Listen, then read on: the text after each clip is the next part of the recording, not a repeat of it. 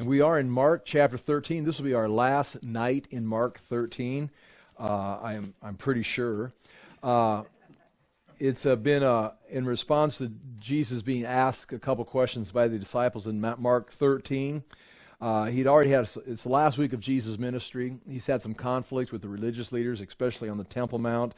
And as he's leaving the temple, chapter 13, verse 1, one of his disciples said to him, "Look, teacher, what massive stones, what magnificent buildings." In other words, this would be a great place to start the kingdom. It's all ready to go.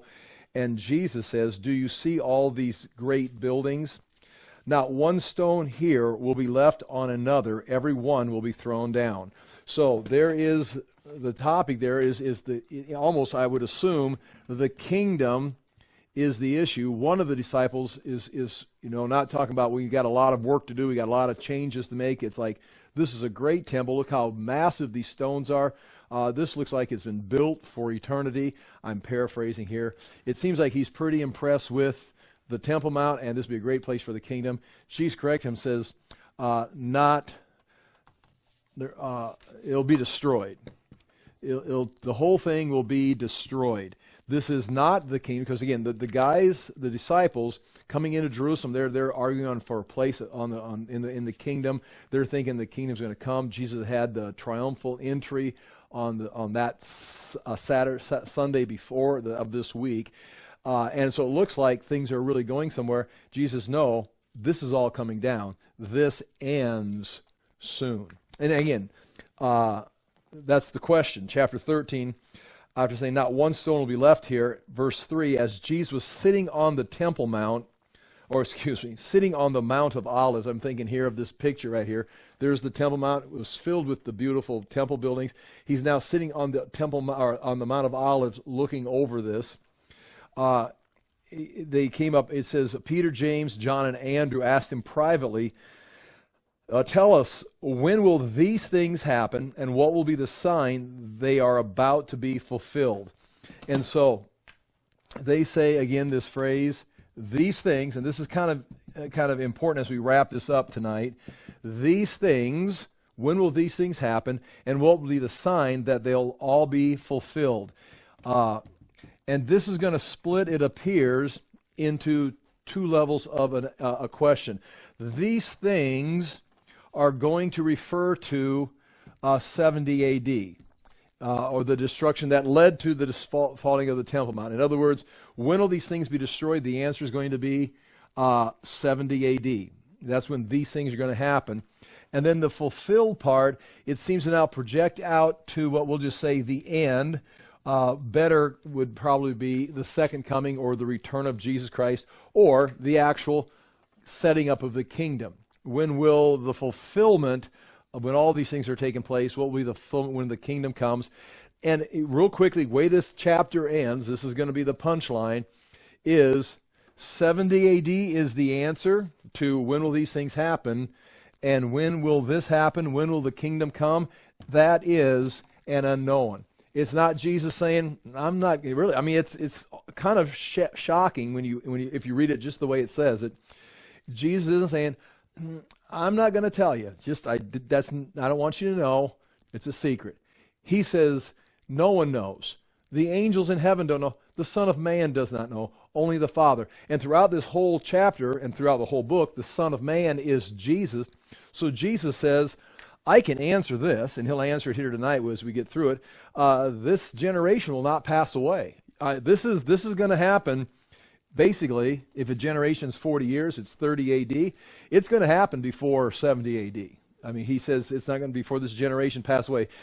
These things will happen, which is the destruction of the temple. But then we talk about that day or these things.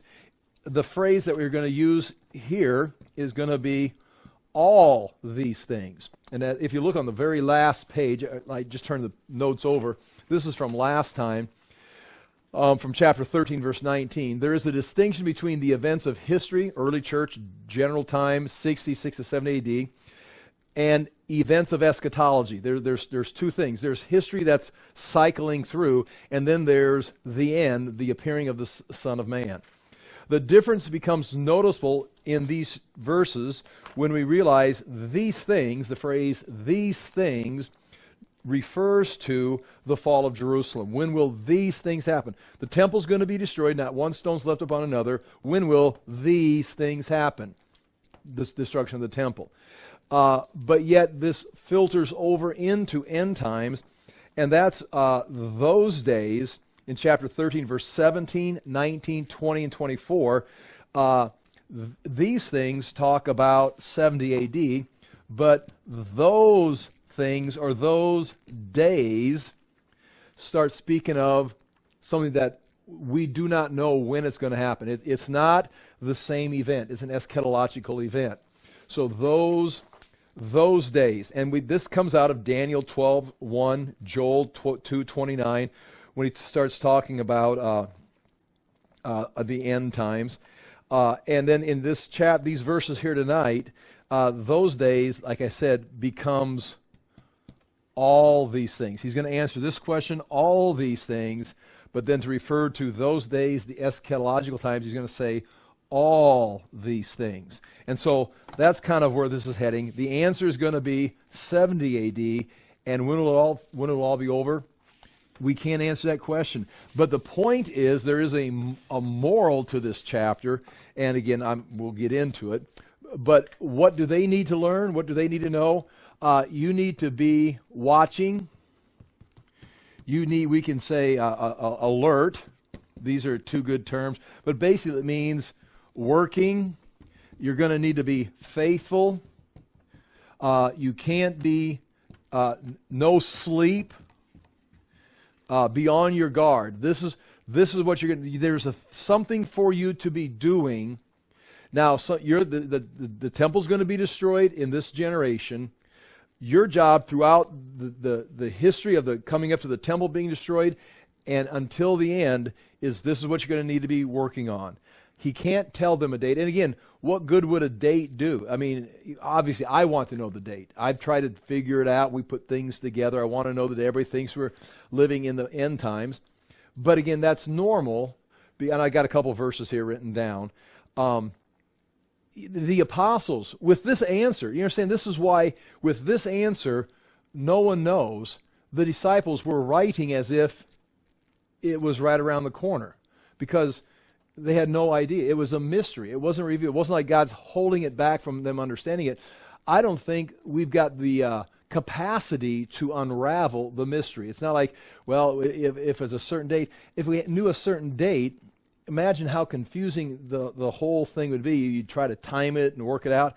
God has got all these things under control. Our job is to be doing these things, and when the end happens, it's going to happen. Now, that still leads to the question, there are certain things that we could identify when we start talking about eschatology that would certainly mark that we've entered into the last 7 years. I mean, it's pretty clear. It's 7 years. Half of it is 42 months or 1,260 days. I mean, we're counting days now. So it seems like you should be able to put a chart on it.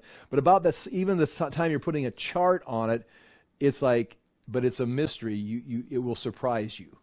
You do not fully understand. Now, I don't think that means there's not going to be a second coming. I don't think that means there's not going to be a kingdom of God on earth. I think it means this is it's not established yet. It's not in God the Father's mind. And then you've got to ask the question, the Son on earth, the Son of Man doesn't know, but surely when he's a resurrected and seated at the right hand of God the Father, that he's looking at God going, and God the Father says, oh, no one knows but me. It's kind of hard for him to be part of the Trinity. Again, now we're into theology, that Jesus, well, yeah, I know everything. I created the whole world, but I don't know that.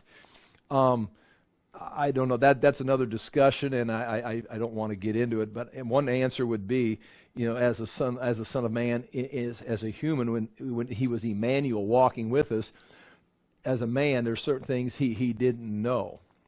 But clearly, on the deity side, it's hard to say that the Son of God doesn't know.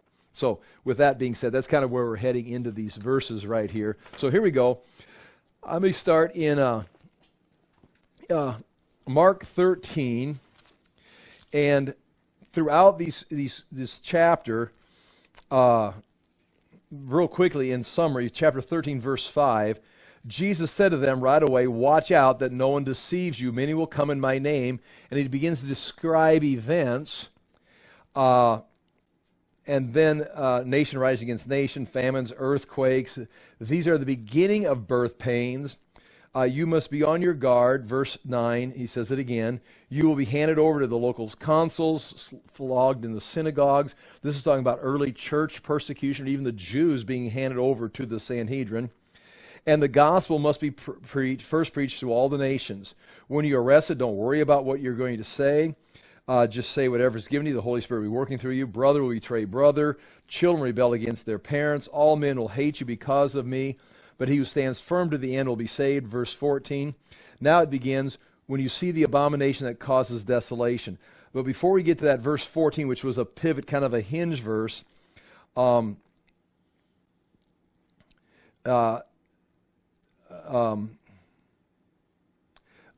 in verse 7. When you hear of wars and rumors of wars, do not be alarmed. Such things must happen, but the end is still to come, which is kind of a key verse. He gives you all these signs, but they're like non-signs. History's going to happen, but just because history's cycling through repeatedly doesn't mean it's the end. Otherwise, the end is constantly staring you in the face. And so he's talking about history. But then in verse 14, when you see the abomination that causes desolation standing where it does not belong. Now, again, with that reference, we knew that was fulfilled, spoken by Daniel, but it was fulfilled by the Seleucids with Antiochus Epiphanes. It apparently was fulfilled again by the Romans or the Zealots, the Jews, desecrating the Temple Mount in 68, 69 AD, and the church fled. But it's clear that it's going to happen again because the New Testament picks it up. It's going to happen again in some future event at the end times, where the temple is going to be rebuilt. The sacrifices are going to be desecrated again. When that happens, if it's 70 AD, again, these verses, verse 14, they apply to the Roman wars, but they also seem to project to the future. And again, that you've got to be honest with that. Some people just want to rush into the end times. That's true, but a lot of these things, they cycled through with the Jewish wars. There's a fleeing. Let those who are in Judea flee to the mountains. And the church did. They followed that advice. The same thing will be true in the tribulation, or in the 70th week, after the first 42 months, first 3.5 years, something like this will happen, and the Jews will have to flee. It even tells them where to flee. Daniel says you flee to the mountains, Ammon, Moab, Edom, which would be Saudi Arabia, Jordan and Saudi Arabia. They're told to flee. So that would be an eschatological fulfillment. It tells them how quickly to flee. It tells them when to pray. That doesn't happen in the winter. It says those days will be cut short. And that could be, we talked about last week, with the death of Nero. Titus held back his attack on Jerusalem and went to Rome to become the emperor. And then, Vespasian held back and went to Rome to become the emperor. And so the days were cut short so that the people could flee in 68, 69 AD, and then Titus resumed the war to finish off Jerusalem. Well, something like that will take place apparently in the future also, where the days are going to be cut short. Otherwise, it says no flesh, the text says no flesh would survive. And last time we looked at, when you go through the seals, the trumpets, the bowls, the earth, there's no fresh water. It's overheating, not because of global warming. That's another whole concept. But there will be a catastrophic events taking place, hailstones, people are being destroyed. And if it hadn't been cut short, no one would be alive when Jesus does come back. Revelation makes that pretty clear. And that's verse 20. If the Lord had not cut short those days, no one would have survived. And then beginning in verse 21, at that time, if anyone says to you, look, here's the Christ, or look, there he is, do not believe it, for false Christs and false prophets will appear and perform signs and miracles to deceive the elect, if that were possible. So be on your guard. I have told you everything ahead of time. In In other words, he's telling you what it's going to be so you can see this disaster coming or this confusing event happening. He says, don't be alarmed. I've told you it's going to happen ahead of time. And almost when you see this confusing event, it almost could become a sign of confidence because Jesus told me it was going to be confusing. It's very confusing. Oh, I find confidence in the confusion because he says, I've told you this ahead of time. But in those days, following that distress, and now right here, we're going to pick this up, the verse before and this in just a moment. But in those days, following that distress, understand what Jesus is going to do right here. He takes Jeremiah, Isaiah, Daniel, Ezekiel, Old Testament verses, and just captures the essence of what was being said when they talked about the end times. The sun will be darkened, the moon will not give its light, the stars will fall from the sky, and the heavenly bodies will be shaken. Key phrase, shaken. At that time, when men will see the Son of Man coming in clouds with great power and glory. So when this events begin to take place, it's summed up in one simple verse in two verses, 24 and 25. But that captures, I'm going to try to go through some of those Old Testament references. That captures an entire concept of the sun being darkened, the moon not shining, the stars falling, and heavenly bodies being shaken. The earth will be shaken at that time, and it's the 70th week type events. It's the end of time, and that's what Jesus refers to. At that time, men will see the Son of Man coming in clouds with great power and glory. This is the Son of Man who went to his death on the cross. Now he's going to come back with great glory. He first came as the servant. He's now coming as the king. He first came as the sacrifice. He's going to return as the lion, it's often said. And he will send his angels to gather his elect from the four winds, from the ends of the earth to the ends of the heaven, which was an intentional. He's combining two different sets of verses that are saying the same thing, from one end of the heavens to the other, but he doesn't, or one end of the earth to the other. He says from one end of the heavens to the ends of the earth. He's combining verses there that's capturing this idea of the eschatological events. Now, verse 28. Now learn a lesson from the fig tree. As soon as its twigs get tender and its leaves come out, you know that summer is near. Now we're going to talk about that because the go-to reference on this is when you say fig tree, especially in chapter 13, because in chapter 11, Jesus cursed the fig tree, which represented Israel apparently, because he goes in and rejects the temple, turns over the tables, and the fig tree represents Israel, the fig tree or the vine throughout the Old Testament. So the go-to here, and I'm going to warn you, the go-to here is to say, now learn this lesson from the fig tree. As soon as its twigs get tender and its leaves come out, you know that summer is near. In other words, learn this from the fig tree, which we mean Israel. When you see the twigs get tender and its leaves come out, you start seeing it blossom, then you know the end is near. It's like, now be careful before you write that down. Everybody says that, and that may be true. But is he talking about metaphorically about Israel being the fig tree, or is he now just telling you common sense? You know summer is near when you see the trees begin to, it's going to be this simple. When you see the Son of Man coming in power and glory, you know. It's like, well, when you look out and you start seeing buds on trees, you know it's summer. So you mean when Israel becomes a nation, again, we're near the end. I see 1948, Israel became a nation, and I've heard many sermons, and I'm not making fun of it. I'm just saying, be careful, because is that what this means? When you see the fig tree / Israel become a nation and start budding, you know the end time is near. Well, it could be. I mean, Israel's going to have to be a nation to have the temple restored. It could be that, but that was 1948. I mean, you understand, it was 30 AD. By 70 AD, 40 years later, Jerusalem's gone, or it's destroyed. And 1948, add 40 years to it, 1988, thus we've talked about that before, the book 88 Reasons Why Jesus Coming Back in 1988. Didn't work out, so he wrote another bestseller, or tried to, 89 Reasons Why He's Coming Back in 89. Second one didn't go as well. But I mean, you can see that, but you see, we're now 2023, And it's like now you're adding 70 years to 1948. Now you're adding 100 years to 90 years. It's like that may not even have been what it meant. So I'm going to say, put that on the shelf. Don't disagree with it. But also consider, does this make more sense that Jesus said, now learn a lesson from the fig tree. When you see the trees budding, you know it's summer. When you start seeing these things start to take place, you know the season's here. Now, when it is, I'm not going to be able to tell you, he says. Okay, so there, we'll talk about that. Even so, when you see these things, now watch this.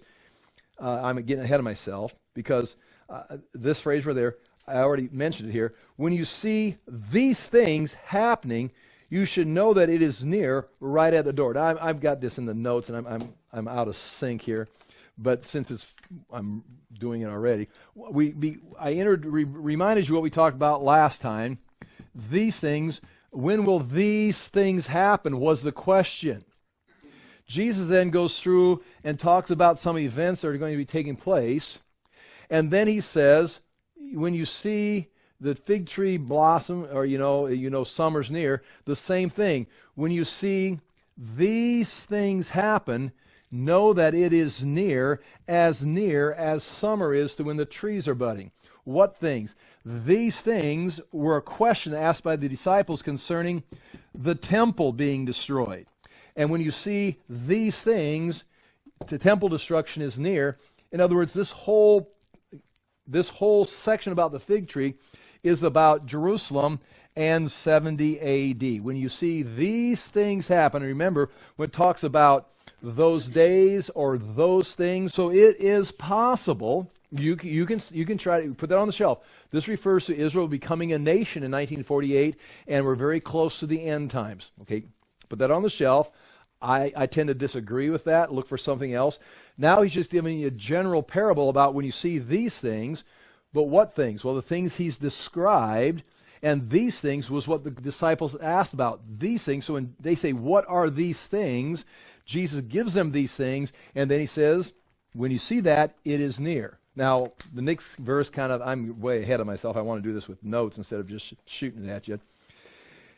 It says, when you see these things happening, you know that it is near, right at the door. Now watch this. I tell you the truth. You see what I'm saying right here? They ask, Jesus says, there's not going to be one stone left upon another. They say, when will these things happen?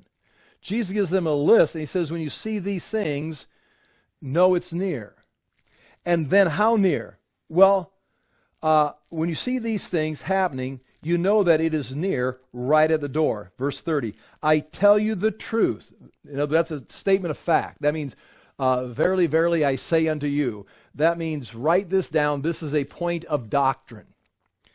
I tell you the truth, this generation will certainly not pass away until all these things have happened.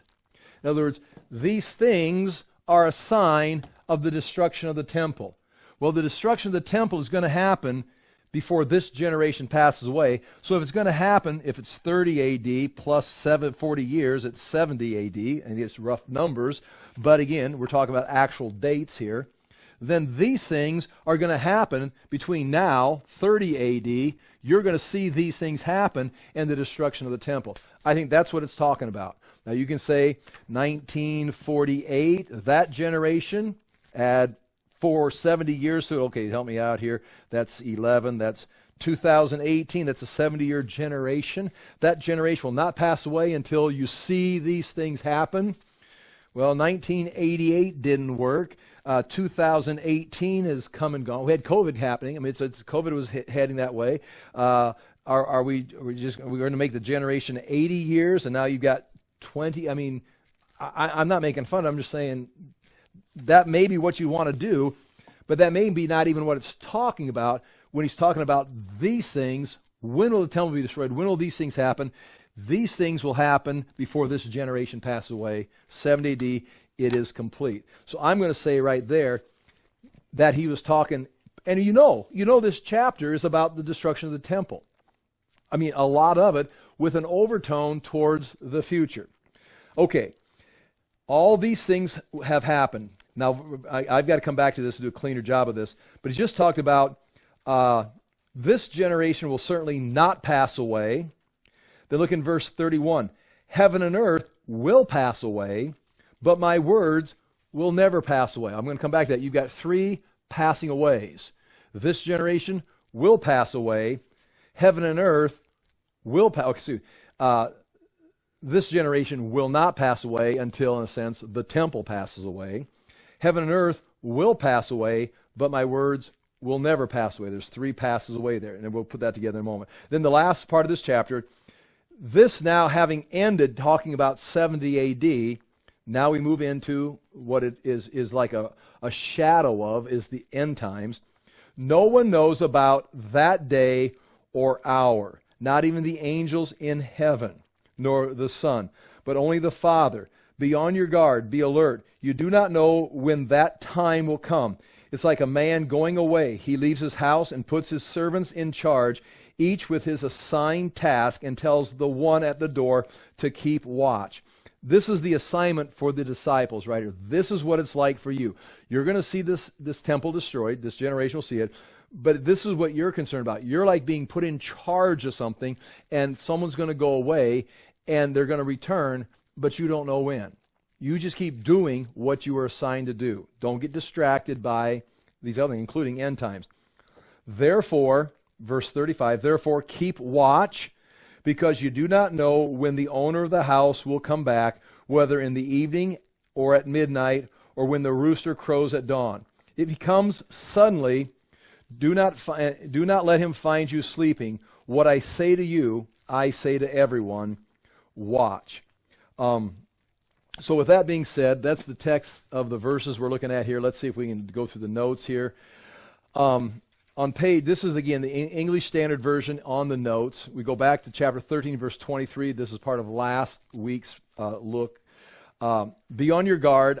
I have told you these things beforehand. Remember we mentioned that. It's going to get confusing, but your confidence is I've told you the things that were going to happen. Not necessarily pleasant things. This was used by Jesus in John 13:19. I'm telling you this now before it takes place, that when it does take place, you may believe that I am he. If you go back to John 13, he's talking about some events that are about to take place, and he says, I'm telling you these things, so when these disasters, these questionable things, what is happening, you know I told you ahead of time, and by knowing that I told you this, you can believe that I'm in charge of all of these events that are transpiring. If you understand what I'm saying. It's going to get bad, but I'm not in a panic because I'm telling you this is going to happen ahead of time, and when it does, you can join me in the peace knowing I've told you this ahead of time. Same thing here. These things are going to get confusing, but I'm telling you ahead of time, and he'd assume the same thing. Now that you know I've told you ahead of time, when you get to that confusing point, you can actually have peace in the confusion because I told you. This is where we've got to go through this disaster to get to where we want to go. Stay on your guard is a translation of the Greek. We'll see it again here in a few verses. Blepete, which means look or look at or pay attention. Blepo, simply by itself, is used to say, I look, I see, I perceive, I discern. So you be looking. Always be looking. And that's where he gives you some things to look for. I can't tell you the date, but I can tell you what to look for. I can tell you it's going to get confusing, but when it does, be on your guard. Keep looking at it because it's all good. Don't go to sleep. Don't give up. Don't get discouraged. Point 3, again, the sign of the faithful servant is not foretelling. This is important. The sign of the faithful servant is not foretelling and trying to guess the future or predict the future, but alertness, paying attention, and obedience to Christ in the present. That's huge in an eschatological chapter. And I say that to myself because I've got charts. Because as soon as you start talking about these things like Paul talks about it, got a whole book of Revelation, Daniel's got prophecy. A good scholar, a good Christian, someone who's a student of the Word is going to try to put those things together and create a sequence of events because that's how you teach it. Once you've got a sequence of events and it's going to happen in real time, you start looking for them. I mean, that's normal. But that's not the goal. It's like you don't get, like bonus points because you figured it out. I've often hoped that we'd be able to compare our charts in the future, and then you guys all sit around and say that I was right, and that if you disagree with me, I was wrong. But that's a very, I think, low-level carnal Christian. that I'm definitely part of, and that guess the date game. But Jesus' point here is to be alert, pay attention, and be obedient. Don't let these things be a distraction. And here, point A, do not lose sight of the mission as the days approach. I mean, if you knew Jesus was coming back, at a certain date, like in 2 weeks, 2 years, then I'd really get busy and serve the Lord. Okay, why don't you get busy and serve the Lord now? Or if I knew it was coming, I'd be like, well, there's no sense trying now. It's like, well, that's exactly the wrong response. I mean, we live our lives. And I said it before, but Jesus, and this is not this is not true doctrine, but I was in a church one time, and they taught, this is when I was a younger kid in a denominational church, and they said, well, the second coming happens for everybody individually. At the point of your death, that was the second coming. It's kind of like, okay, well, that's not what the Bible says, because it sounds like we got, the sky splitting, the earth is shaking, it's a historical moment. But nonetheless, the point is true. For 2,000 years, Christians have lived, served, and died, and never saw the second coming. So if you know the date, say it's going to be in 200 years. Okay, the second coming is not going to happen until for another 200 years. How does that affect your life? Well, I guess we're not really in the end times. Well, you're going to put your game face on in the end times? I mean, because your end times, I'm 63, my end times is in the next, 20 or 30 or 40 years. If Jesus comes back or not, I have a personal end time coming. So when am I going to get serious? So with that idea, everyone, you can't base your Christianity or your service on a date in the future, because you're living here in this moment now, and you don't know. And again, so that's kind of one of the points Jesus is making to these people. No one will be able to predict the end even as these things happen, which is also interesting. Also, no one will be able to miss the end no matter how they have rebelled. So Jesus made it clear. Is going to make it clear. The Son of Man will appear and no one will miss it. So if you have the wrong date, you're going to see it. If you rebelled against God and say there is no second coming, you're going to see it. It's going to happen. The hope of eschatology is not when it happens, but that it will happen. And so we're serving today knowing that there is a kingdom coming, there is judgment, and there is a kingdom to be entered into.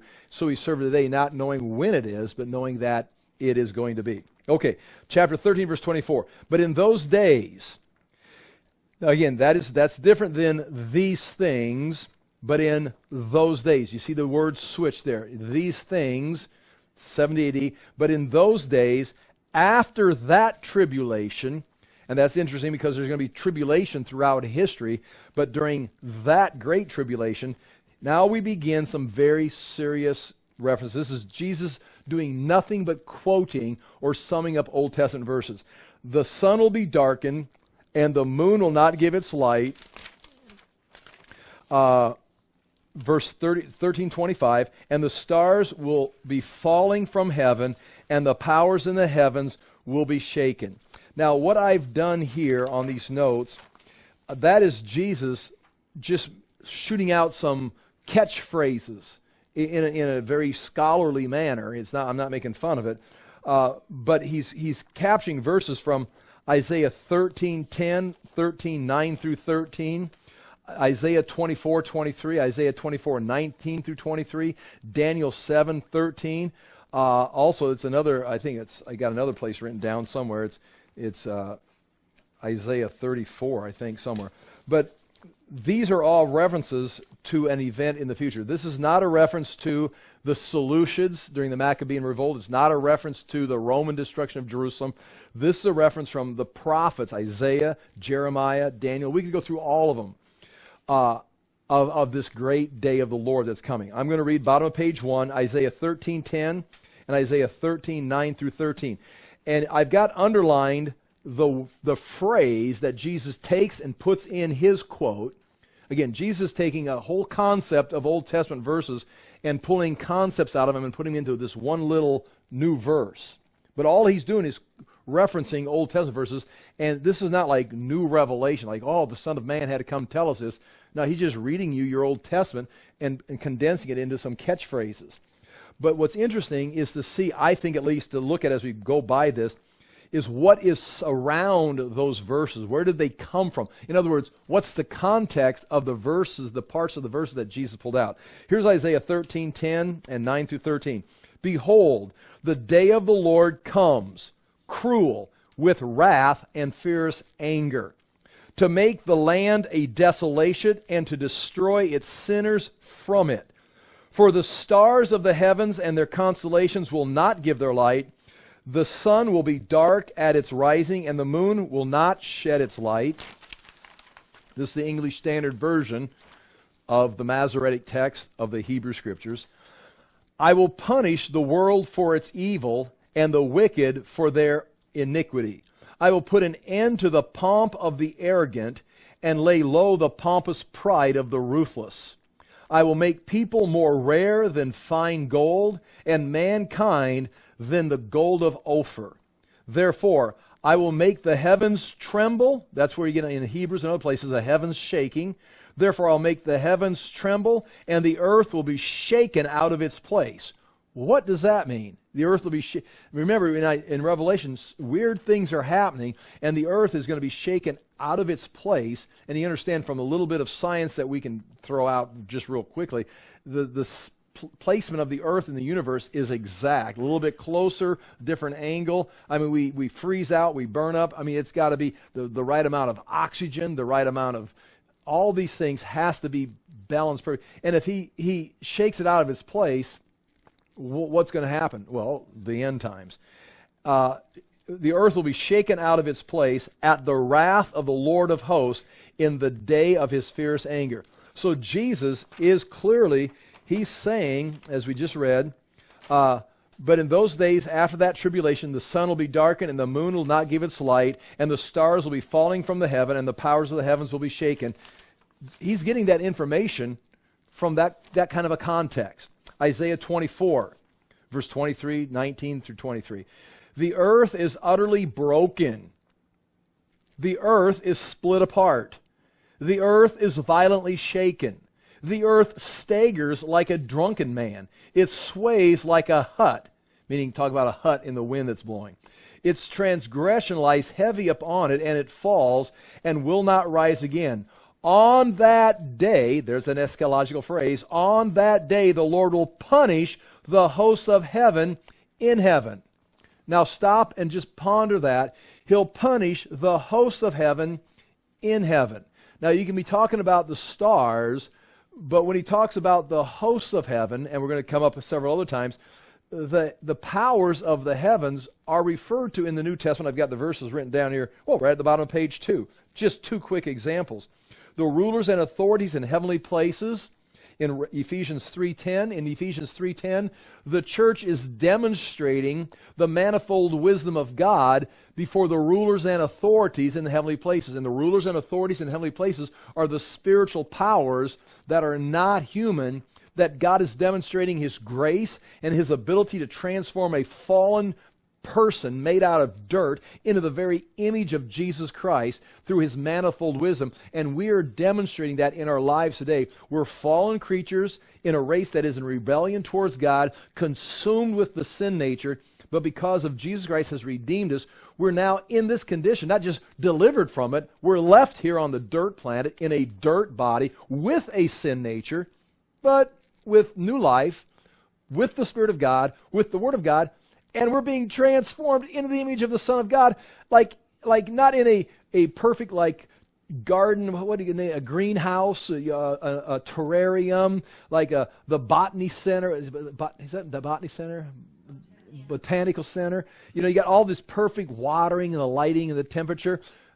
Perfect little crop. No, let's put that in a dump. Let's put it in a desert. Let's put it in the worst place possible and then grow a perfect crop. And we're in the dump yard of the universe when we talk about sin nature and rebellion towards God.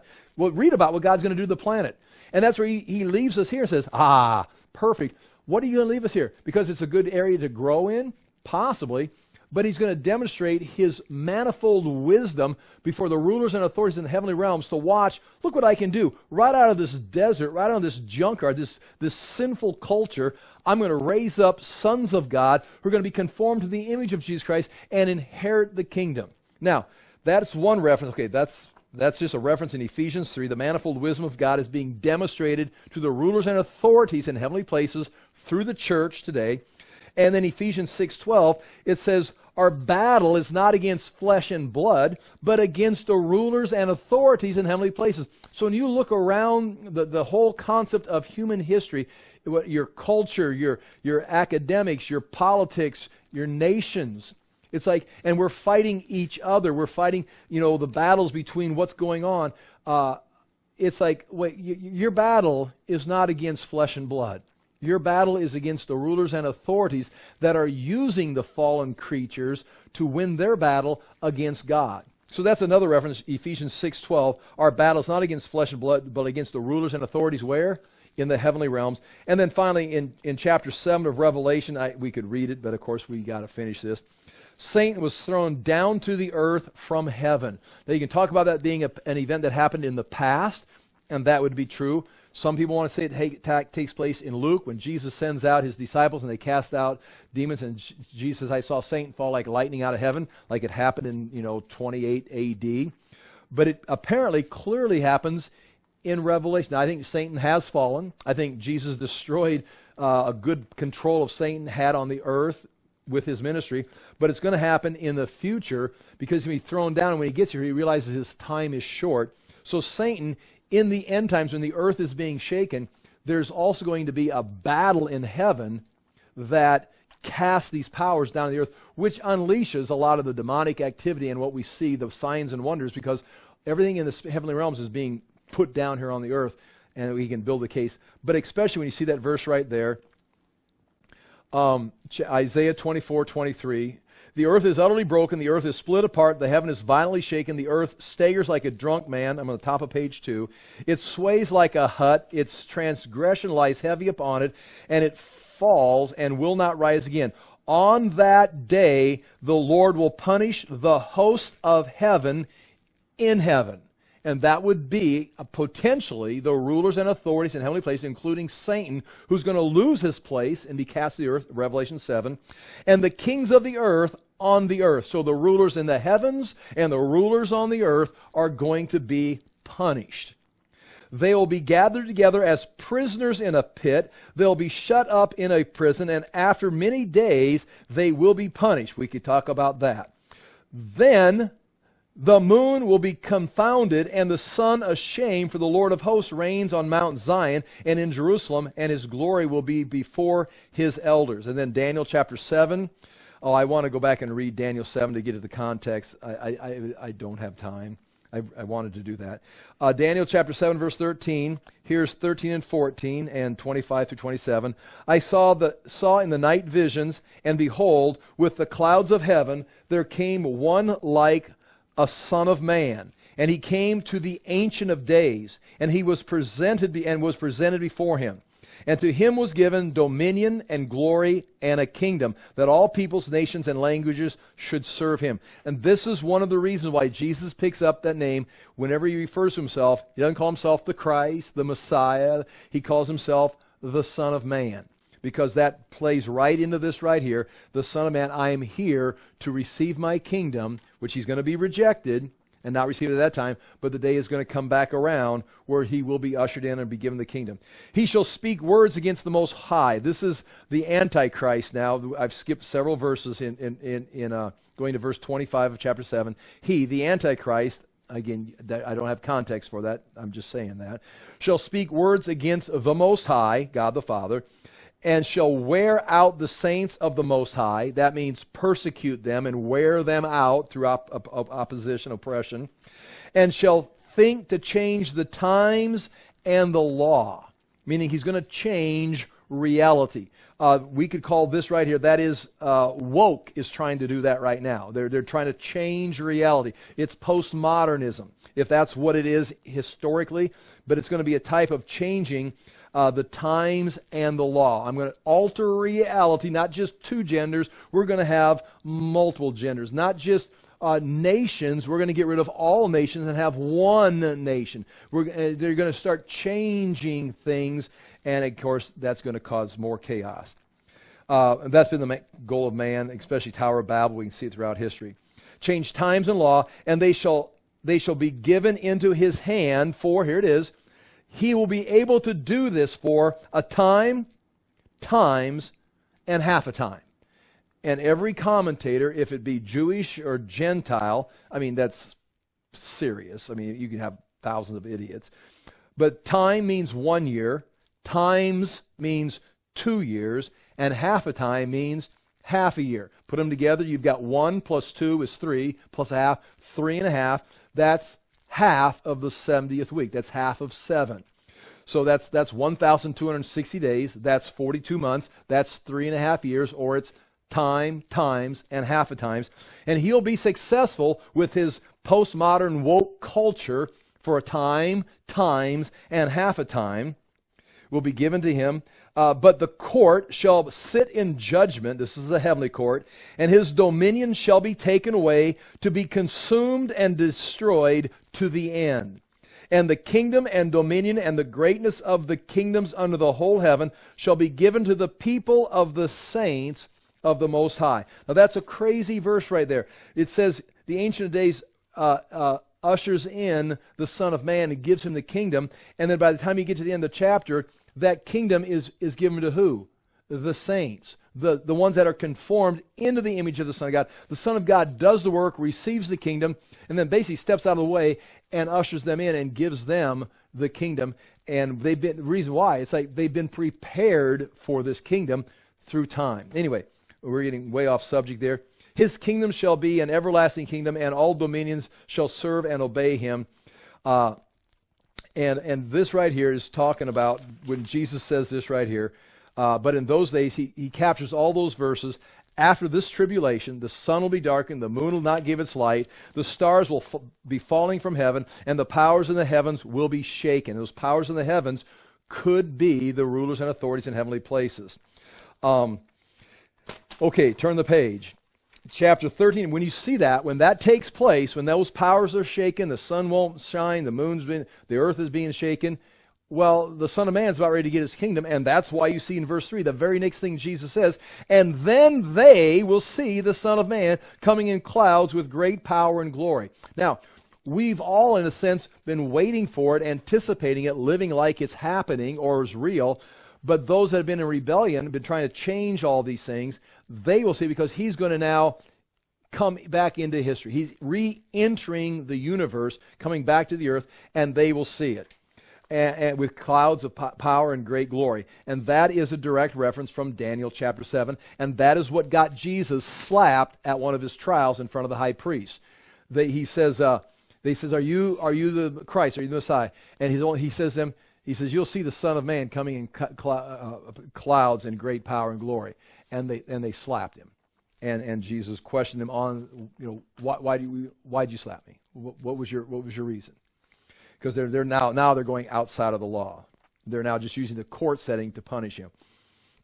Real quickly, these points. Verse point 1, Jesus often referred to himself as Son of Man. The disciples knew this, so it would be impossible for them to misunderstand that Jesus was referring to himself coming from the throne of heaven with great eschatological power to bring judgment and to establish the kingdom and to fulfill all those Old Testament verses. He's talked to himself from the beginning, Son of Man this, Son of Man that, Son of Man this, Son of Man will go to his death, Son of Man will be betrayed, Son of Man will be crucified, to be raised from the dead of 3 days. Okay, you're talking about yourself, that's not going to happen. And he says the Son of Man is going to come in power, in great glory. It's like, I wonder who he's talking about. I mean, there's no doubt. Jesus is talking about himself coming back from heaven.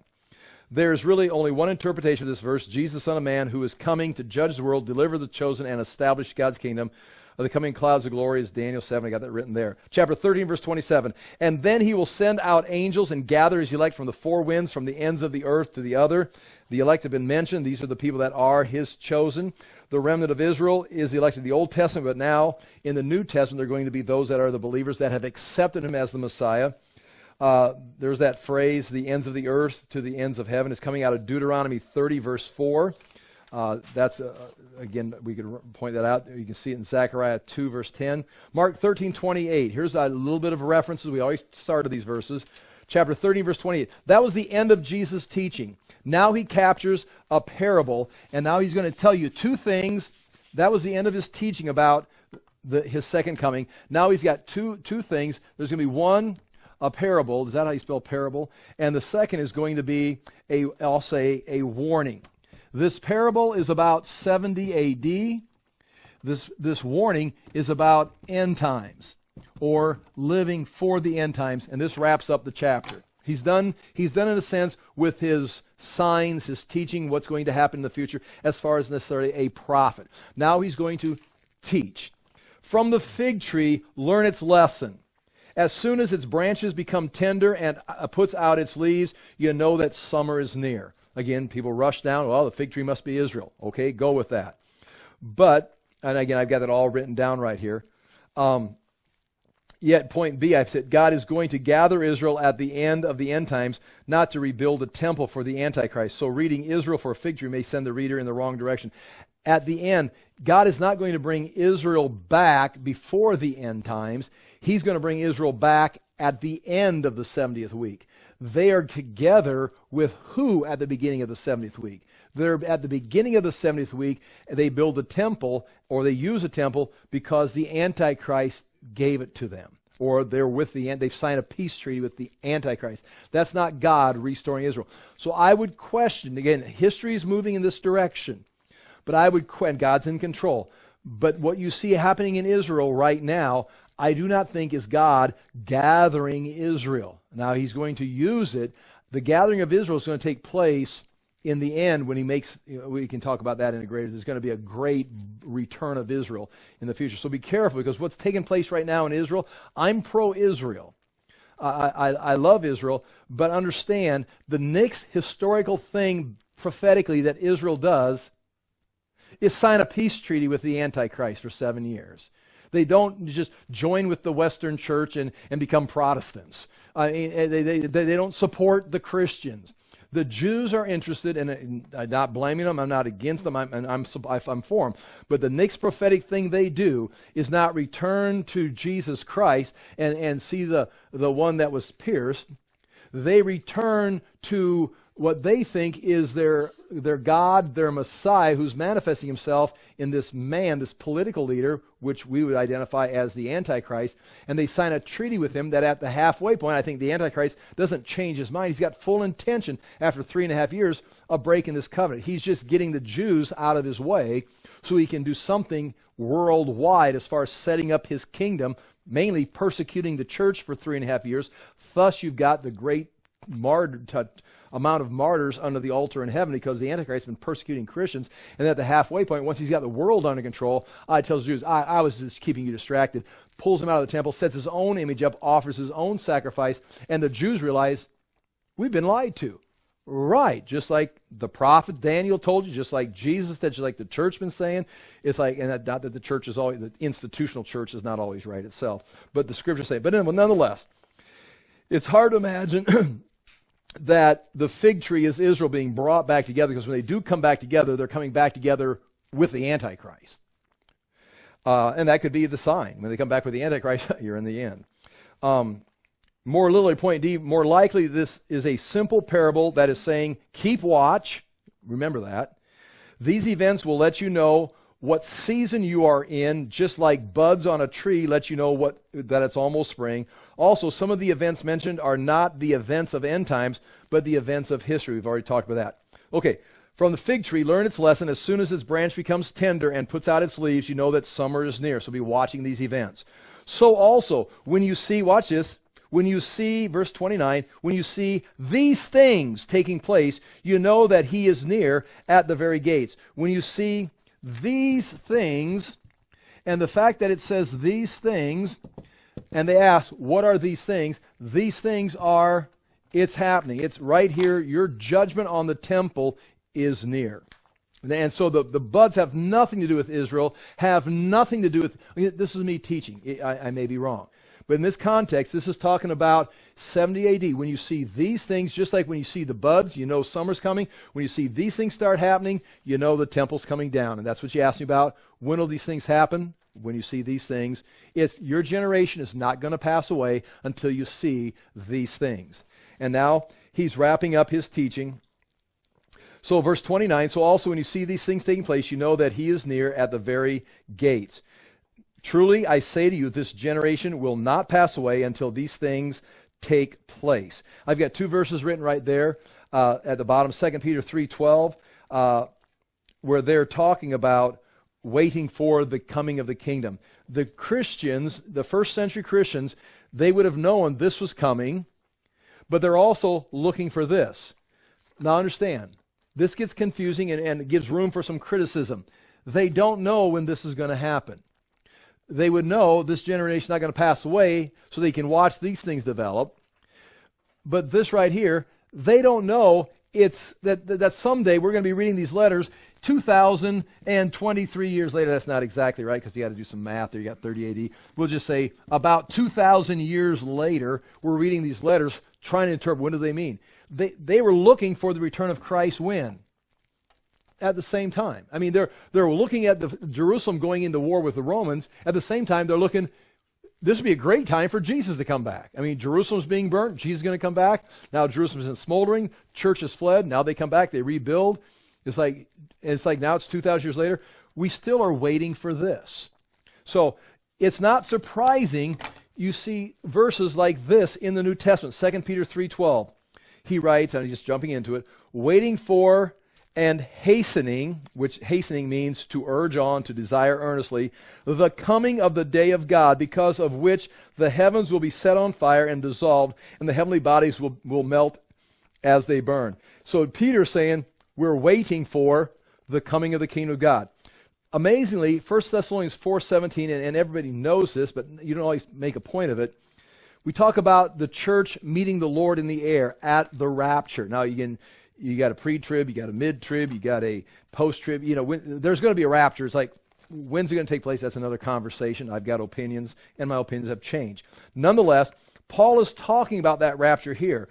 But guess who he thinks is going to meet the Lord in the air? Him. He doesn't say, someday that generation will meet the Lord in the air. He says, then we who are still alive, or we who are alive, who are left, and that is who left remain after a disaster. That's what that means, to be left, or that's like a train wreck. We who were left after the train wreck. That's modern, illustration. Left. I mean, in other words, that kind of gives me the idea that the church is going to see some persecution in the tribulation. And we who are left, we who were not killed in the first 3.5 years of the tribulation, we who are left, okay, I'm off subject. Nonetheless, Paul says, but we who are left, we who are alive, who are left, will be caught up together, there's your word rapture, with them in the clouds to meet the Lord in the air, so we will always be with the Lord. But nonetheless, Paul is thinking because he's alive, he's considering himself the rapture generation. Then he lives, he dies, and he's not. And so the next generation, they're the rapture generation. And now here we are, we think we're the rapture generation, which is the right response to Jesus' answer, which was, you don't know. And that's where this goes now. Chapter 13:31, heaven and earth will pass away, but my words will not pass away. So right there's three things in those two verses that real very quickly pass away or referred to. This generation will not pass away. Heaven and earth will pass away. My words will not pass away. In other words, what that is saying is, point 3, Jerusalem will fall by 70 AD. Heaven and earth will be shaken and be disregarded and considered void and vain sometime. But in the end, Jesus' words will not pass away. So yes, Jerusalem's going to pass away. In fact, this entire universe is going to pass away, but my words will not pass away. So there's your focus. This is going to happen. This is going to happen and pass away. And in the end, what matters is Jesus' words. And so that's where I go on with this. The shaking of creation is referred to in Mark 13, 24 through 25, referring to Old Testament verses. We just read that. This chapter has been about Jerusalem being shaken, heaven and earth being shaken, but Jesus continues as the unmovable shaker. He's the one doing the shaking. Chapter 13, verse 32, I'm wrapping this up very fast. We can finish this chapter. But concerning that day or hour, no one knows, not even the angels in heaven, nor the Son, but only the Father. What about these? Now notice what it says. What about that day or that hour? No one knows. This right here, it's pretty simple. No one knows this. The Son of Man doesn't know this. It's not just we're not going to give you the date. It's you can't comprehend it. You don't have the facility to figure this out. It would be useless to you. You don't fit here. It's like it's a mystery. But concerning that day, see right there, that day or that hour, these things. Now, that day. So you can just see the switch. These things, 70 AD, these things that we're watching, but that day. What you need to do, and I got some things written down there. Here's what you need to do. Be on guard, keep awake, for you do not know when the time will come. So here's his answer right here. I can't tell you this thing. I can't even tell, I don't even know. If you read that literally, nor the angels, not even the angels, nor the Son of Man. He says, that information, there's nothing, it's not like I'm going to keep it from you. I don't know this. I know it's hard to wrap your mind around that. But he says, what I can tell you is this. Be on your guard, G-U-A-R-D, and keep awake. This is what I can tell you. I can tell you about this. These things will happen in this generation. But as far as here, the best thing I can tell you is you've got to be on your guard and you've got to be awake because you've got a job to do, not only evangelizing the world, but you've got a job to do is growing and maturing in Christ. So here's what I wrote right here. This is very quickly, bottom of page 5. This is the answer to the disciples' question. The question, tell us, when will these things be? Number 1. And then what will be the sign when all these things, see, these things, the answer to question number 1 would be the answer. Here's right here, I'm reading Jesus' words. The answer to question 1, when will these things be? When you see these things taking place, you know that he is near at the very gates. This generation will not pass away until all these things take place. Short answer, 70 AD. Answer to question number 2. Concerning that day or that hour, no one knows, not even the angels in heaven, nor the Son, but only the Father. Short version, I cannot answer that because even I do not know. And then the next thing, but the 2 things Jesus does know is be on your guard, keep awake, be on your guard. We've seen that word already tonight. Blepete means to look. It used to say look, see, perceive, discern. Be on your guard, be guarding, be perceiving what's actually happening. Don't be confused by the world. And keep awake. There's the Greek word, meaning to be sleepless, to be wakeful. Used to say, I am awake, or I am not sleeping, or I am watchful, or I am careful. Notice the Greek box right there. Jesus in the English translation says, the English, there it is. Chapter 13, verse 33. Be on guard, keep awake, for you do not know when the time will come. In the Greek, you've got 2 words there. Blepete, agrai prietite. Okay, that's poor. 2 words, guard and awake. That's the answer. We do not know, but be on your guard, be awake. And then he tells chapter 13, verse 34, wrapping this up. It is like a man going on a journey. Jesus would be the man.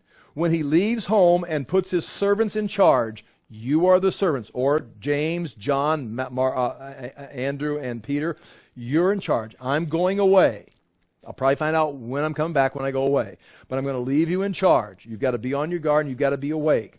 Like a man going on a journey, when he leaves home and puts his servants in charge, each with his work, and that's again, each with his work. There's freedom in the church where everybody doesn't have to be a Bible teacher having Bible study in their home. Not everybody has to be doing whatever you're calling, whatever you feel God is calling you, leading, what you've been empowered to do. That's you. Each one with his work. We've each got a thing assigned to us. Ian, it doesn't have to be like a big banner. You don't have to have your own logo. each with his own work, and commands the doorkeeper to stay awake. Therefore, stay awake, for you do not know when the master of the house will come, in the evening, in the midnight, or when the rooster crows, or in the morning. Those are your 4 basic watches of the Roman clock. It's like, Jesus doesn't tell you the time. It's like, I can't tell you the year, can't tell you the day. I can't tell you the 4 different watches of the night or the day.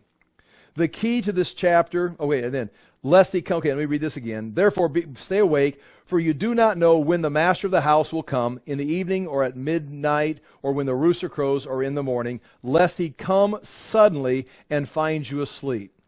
And what I say to you, I say to all, stay awake. So this answer right here, he says it twice there at the end. Stay awake. This is the message of eschatology. If anything, eschatology is a motivation. There is a kingdom coming. There's disaster coming. There's going to be a time of confusion. Don't be alarmed. What do we need to do? You need to stay awake so you don't get destroyed in the process. That's the message. I mean, that's the message of this chapter. Because it's like, well, why don't you just tell us? Even if he told you the date, the answer is still the same. You need to be awake and alert, doing what you're supposed to be.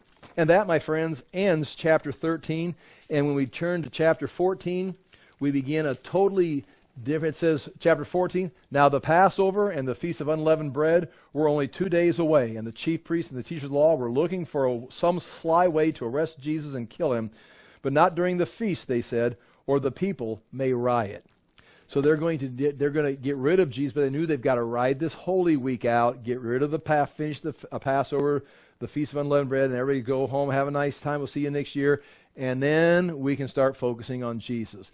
Little do they know, they're going to kill him in the middle of the feast because that's when he's appointed to die. And it kind of gives that setting right there that they're so far out of control. They've got a plan, but they've got to do their plan in God's timing, the way he wants it done. So that way we head into Jesus' suffering here in chapter 14. I'll pray, and we're done. If you have any questions or corrections or insights, feel free.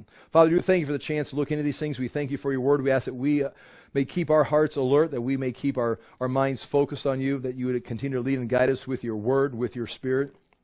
And we ask again that we may be a light at this time in history. We do pray for our nation and pray for our churches, that we may again see revival as people come to the truth in these crucial times, as we ourselves cycle through history.